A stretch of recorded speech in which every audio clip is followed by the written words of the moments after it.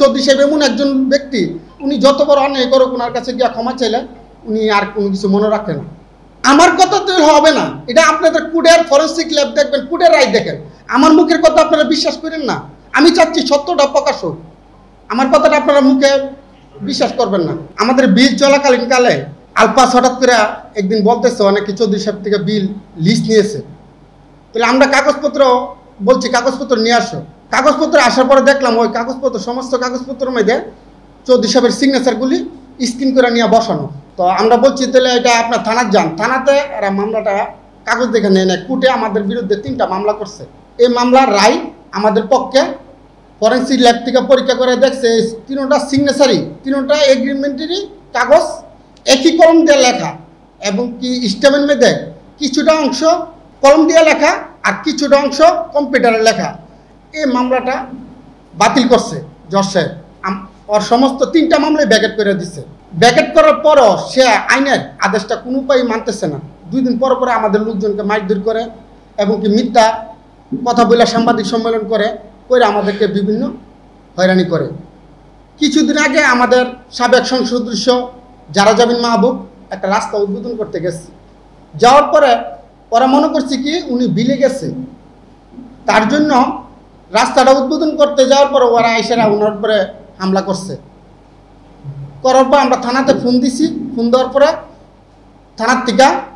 থানা দারোগা এন্দ্রজিৎ আইসিরা এখান থেকে ওনাকে রিসিভ করে মানে উদ্ধার করে নিয়ে আসা পড়ছে। আসার পরে আমাদের 2টা বাতাল ঘর সে জ্বালাই দিছে। আমাদের লেবারটা থাকার জন্য যে 2টা ঘর, এই 2টা ঘর জ্বালাই দিছে। এবং কি আমাদের একটা লোকের মাইরা পঙ্গু করে 6 মাস মেডিকেলে ছিল। আপনারা লাগলে আমার ছবি দেখতে পারেন, তার পায়ে হাত ছবি অচল করে লাইছে।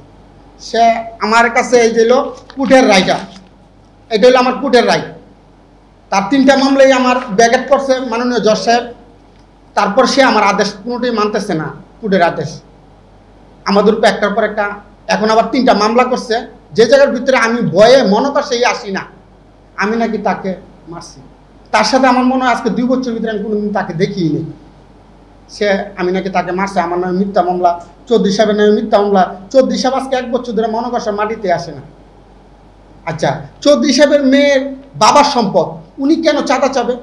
উনার বাবার সম্পদ, উনি কি চাঁদা চাওয়ার কোনো অপশন আছে? এটাতে কোনো অপশন দেয় না। উনার সম্পদ, উনার বাপদাদার সম্পদ এটা। এবং কি এই এলাকাতে 12,500 বিঘা সম্পদ উনাদের অকাপ করে দেওয়াই লাগছে গরিবদের মাঝে। আপনারা লাগলে সাংবাদিকরা যাচাই করে দেখেন, এই যে বিজিবি ক্যাম্প, কলেজ, স্কুল উনাদের জায়গার উপরে সব সমস্ত।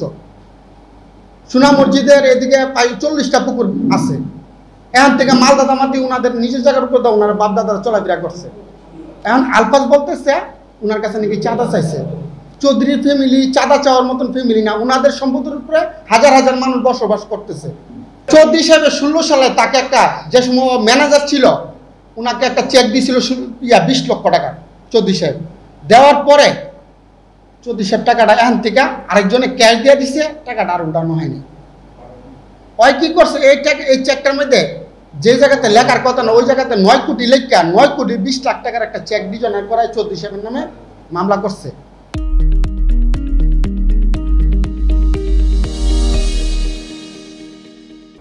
আপনাদের কাছে আমার এটাই প্রশ্ন, যদি অবিল লিস্ট নিয়ে থাকে তো চৌধুরী সাহেবকে ওই টাকা দিবে? চৌধুরী সাহেব তো টাকা দিবে না। আচ্ছা, এরপরে এদিকে আরেকটা রায় আসছে আমাদের কোর্টের থেকে। এই মনে হয় 1-1.5 মাস হচ্ছে। আপনাদের রায়ের কাগজটা আমি দিছি আমাদের পক্ষে। আমি তাকে ওই দিনকে আটকাইছিল, আমরা পুলিশ দিয়ে আমরা লোকজন তাকে যখন পুলিশে আটকাইছে, আটকানোর পরে বলছে আর কোনোদিন বিলে আসবে না। আপনারা ওসি মহোদয়ের সাথে গিয়ে একটু কথা বলে দেখতে পারেন।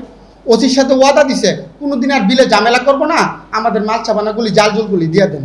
পরে ওসি সাহেব আমাকে বলছে ওনাদের জালজুলগুলি দিয়ে দেন, আর কোনোদিন আলফাজ বিলে আশেপাশে আসবে না।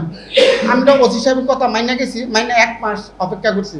এখন আবার সে লোকজন নিয়ে মাছ মারতেছে দৈনিক আমাদের। আমরা এখন যেতে পারতেছি না। কেন? চৌধুরী সাহেবের কোনো ফ্যামিলির লোক এলাকাতে থাকে না। ওনারা বিদেশ, লন্ডন, বাংলাদেশের বিভিন্ন জায়গাতে ওনাদের কেউই নাই। ওনাদের সাথে মারামারি করার মতন ওনারা আইনগত যেটা হবে এটাই হবে। চৌধুরী সাহেব একটা কথা বলছে, আইনের মাধ্যমে যদি আমি বিল তার কাছে লিস্ট দিয়ে থাকি আমি একসাথে মাইনা নেব, যদি কাগজপত্র আমার ডকুমেন্টসে দেওয়া হয়। আলফাজ হল উনি চৌধুরী সাহেবের 14 সাল থেকে 19 সাল তামাতে চাকরি করছে, করার পরে তাকে চৌধুরী সাহেব বিভিন্ন দুর্নীতিতে ধরা পড়ছে, তাকে এখান থেকে বিদায় করে দিচ্ছে। তো এখন আমার কাছে চৌধুরী সাহেবের খালি স্ট্যাম্প আছে, সই করা চেক আছে, কেন অনেক সময় আমার টাকা তোলা লাগে, ওনার সব কিছু সিগনেচার করা থাকে, ওইরকম ওর কাছে ছিল। চৌধুরী সাহেবের এটা ফেরত নেয় নাই, মনে ছিল না, উনি বয়স প্রায় 80, ওনার স্মরণ ছিল না, উনি আর নেয় নেয়। ওই দুর্বলতার সুযোগ নিয়ে সে একটার পর একটা অতারেস করতেছে, 2 নম্বরই করতেছে। এলাকার কিছু এমরান, বাবু, মিতু, এমরান, বাবু, মিতু, এরা কয়েকজন পোলাপাইন আছে, আর তলে তলে অনেক লোক এটার মধ্যে জড়িত আছে। কেন এই সম্পদরা দখল করে খাইতে পারলে চৌধুরী ফ্যামিলির কেউ নাই, জোর যুবকের এরা আটকে রাখবে, কেউ মারামারি করতে যাবে না। তো চৌধুরীর পক্ষের থেকে পুলিশে কতক্ষণ পাহারা দিবে? এদের বক্তব্য হলো পুলিশ কতক্ষণ পাহারা দিবে, পুলিশ যাবে আবার আমরা বিলে নামবো। আমি সরকারের কাছে এবং কি ঊর্ধ্বতন কর্মকর্তাদের কাছে আমি একটা অনুরোধ করছি, আমাদেরকে সহযোগিতা করে আমাদের কাগজ মূলে, আমাদের কোর্টের অর্ডার মূলে আমাদেরকে বিলটা বুঝাই দেওয়া হোক।